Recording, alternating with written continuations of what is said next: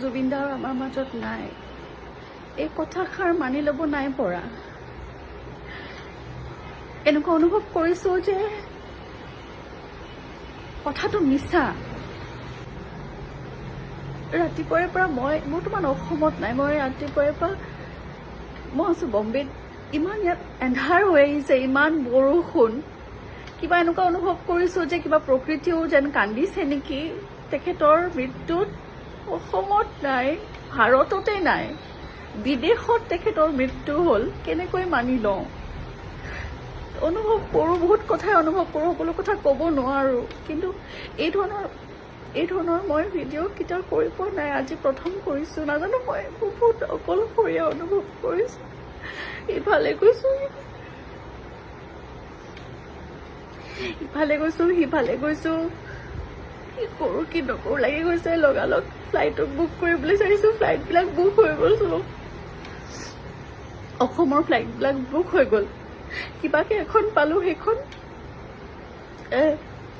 11 ঘণ্টা লেঅ'ভাৰ আছে, ৰাতিপুৱা লেণ্ড কৰিমগৈ কাইলৈ। এনেকুৱা লাগিছে যেন ইয়াত থকা প্ৰতিজন অসমীয়াই যেন বুক কৰিছে, সকলোৱে যেন জুবিন দাক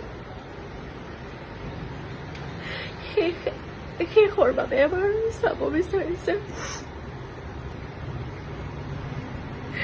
গৰিমা মই যদি লগত থকা হ'লে হয়তো কিজানি, নাজানো, বহুত কথা মনলৈ আহিছে মোৰ। আমাৰ অসমৰ, যাক আমি নিজৰ বুলি ক'ব পাৰোঁ, সেইজন নাইকিয়া হৈ গ'ল। বহুত কথা মনত চলি আছে, মই একো বুজিব পৰা নাই। ইয়াত মই অকলে আছোঁ, মই একদম, মোৰ একো ভাল লগা নাই। মই জানো প্ৰতিজন অসমীয়া আজি কান্দিছে, প্ৰতিজন অসমীয়াৰ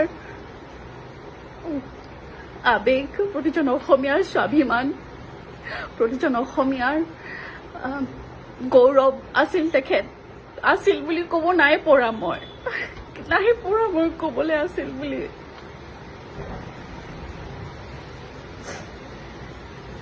মই কি নকৰোঁ বুলি ভাবি মই এই ভিডিঅ'টোকে কৰি পেলালোঁ। এনেকুৱা লাগিছে আপোনালোকৰ সৈতে মই দুখটো শ্বেয়াৰ কৰোঁ।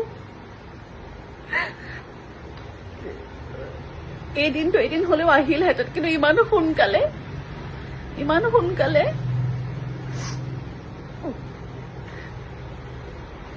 মই একো বুজিব পৰা নাই। মই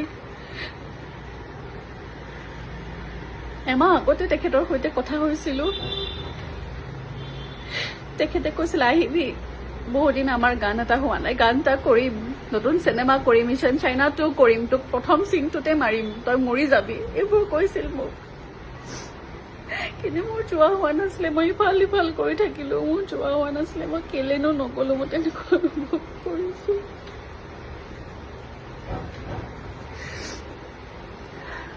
ভালে থাকক বুলি ক'ব নোৱাৰোঁ, কাৰণ ভালে থকাটো অসম্ভৱ কথা। আজিৰ দিনটোত বুলি নহয়, আমাৰ এই যিটো এটা ঠাই তেখেতে লৈছিল আমাৰ হৃদয়ত, সেই ঠাইখন সদায় খালী হৈ থাকিব, সেই ভয়টো সদায় থাকিব, কোনেও পূৰণ কৰিব নোৱাৰে। কাৰণ আমি সৰুৰে পৰা তেখেতৰ আমাৰ হাঁহি কান্দোন, আমাৰ সুখ দুখৰ লগৰী আছিল তেখেত। কাৰণ তেখেতৰ প্ৰতিটো চিটুৱেশ্যনত তেখেতৰ গীত আমি শুনো, প্ৰতিটো চিটুৱেশ্যন, আৰু তেখেতক আমি লগ পাইছোঁ। He was the living legend for us, for this generation. Zubeen দা, আপুনি ভালে থাকক।